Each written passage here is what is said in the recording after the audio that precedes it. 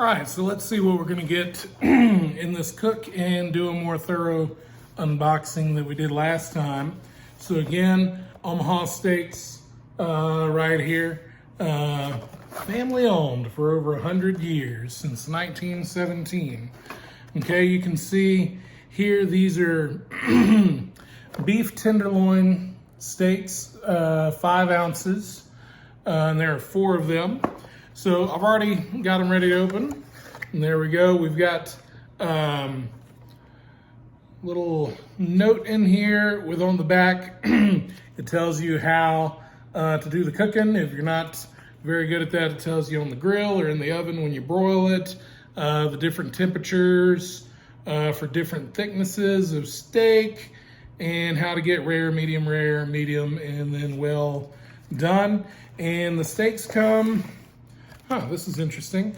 There are 2 in a package like this. So there are 4, and there's like this.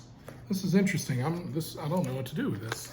If you see here, there's this like metal piece, kind of like this hook sticking in there. So when I open it, I'm not sure if you pull that on out or what yet, but that's interesting. Was not expecting that in there.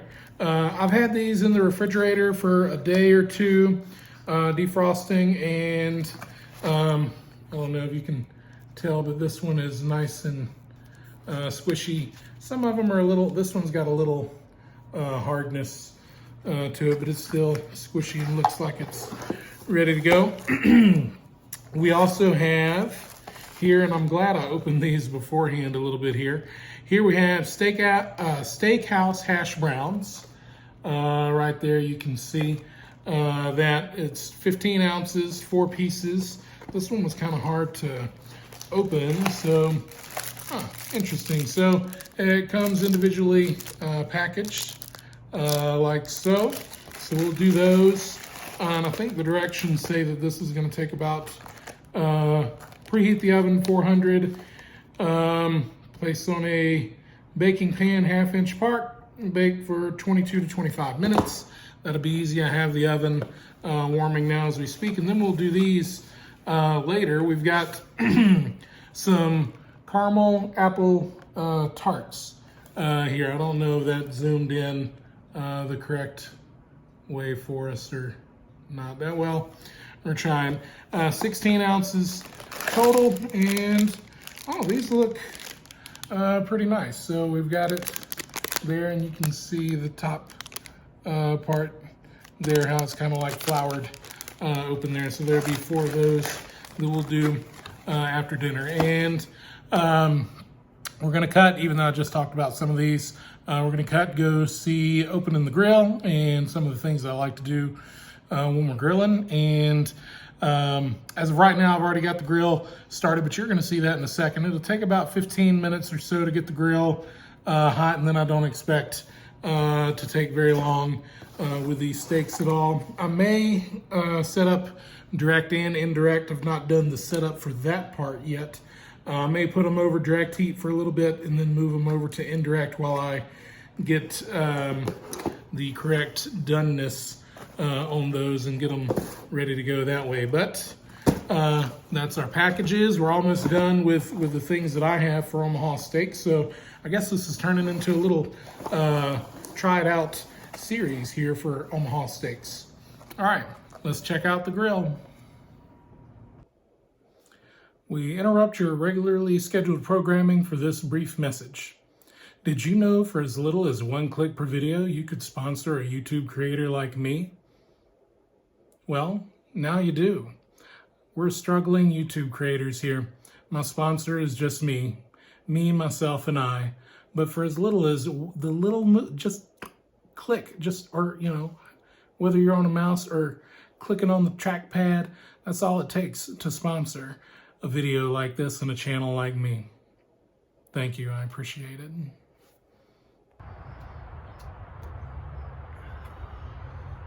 Hey guys, we're gonna do another cook. It is Mother's Day. And like we did last time before, we had some Omaha steak burgers that we tried, and today we're actually gonna try some steaks. for Mother's Day. And we also have the apple fritters and I believe it's hash browns or potatoes or something in the house that we're gonna get going with too. I got out here, I got the grill ready to go. Added some new charcoal to what I had last time, and you can see I've got 4 of these little starter cubes in there again to get going. Again, I like to use maybe 2 if I'm doing a slow cook, and then when we're doing something that's with a slow and low, and then when it's hot and fast, I like to use a few more.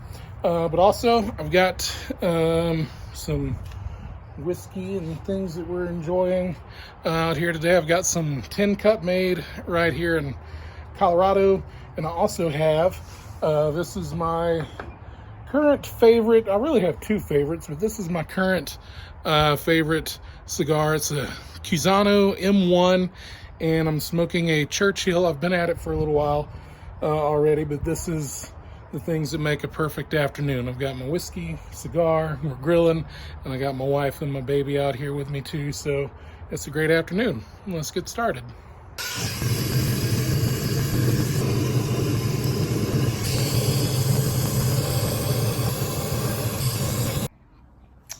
All right, so this little paper that I showed y'all about the temperature and how to get different donenesses of your steak also said on the front that you need to season them. So I did not check that out soon enough, but I do have everything seasoning now. I put some Worcestershire sauce on them, a little salt and pepper. And then I remembered that when I got this package, it also came with an Omaha Steak seasoning. Our butcher's favorite blend, you'll love it, is what it says. So anyway, I put some of that on there. I was a bit generous with it, and I have it in the refrigerator now, sitting a little bit. It does say on here to pat dry and season liberally for 30 minutes before grilling for a flavorful crust. Normally I like to do that a little bit longer, and in fact I normally like to use marinade bags, either a store-bought or I keep the bag sometimes and then do my own marinade with it. But this is what we're doing for these steaks. Okay, so that meat in the steak, we saw that little metal hook deal in there. Here it is. That was in there because the steaks are wrapped in bacon. So that was a good surprise. I think it probably said that at some point and I forgot it. I've got the grill going. I've got a nice little flame in there now. It's up to about 400 in the dome. And I'm going to put, if you've not used one of these, this is a MEAT-R probe. And what you do, if you can see this little like line right by my finger, you insert it into the meat up to that line.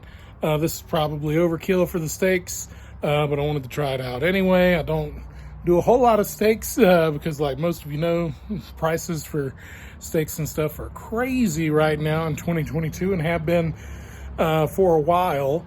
And I've only had this for about a year, so haven't had a whole lot of opportunities to try it, but we are going to put those in there to try to make sure that we get the perfect temperature. So let's go ahead and put the meat on.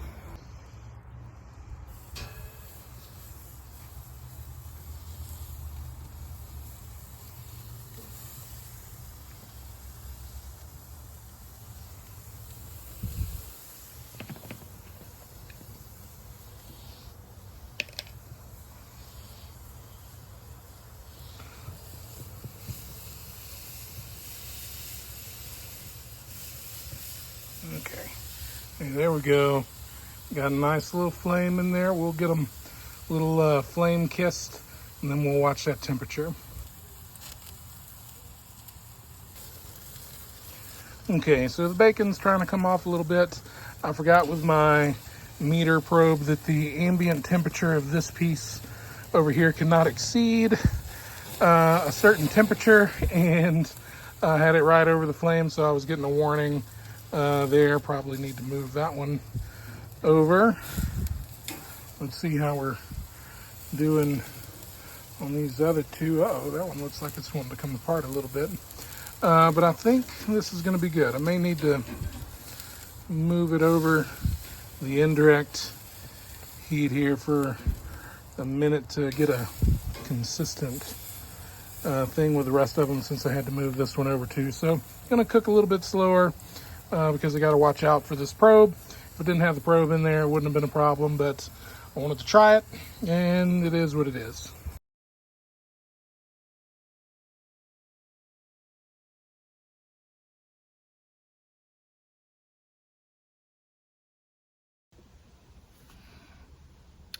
All right, so again, I'm at work. It's the next day. It's Monday morning at work. In case I didn't say this last time, I'm a teacher, so I'm in my classroom on my off period, and I wanted to give a little update and conclusion on our steak cook yesterday. Like I mentioned previously, I do wish that I had checked a little bit closer to make sure what all needed to be done. I should have seasoned and marinated my steaks a little bit longer than what I did, but I still did it for about 20 or 30 minutes, which is the absolute minimum for something like that.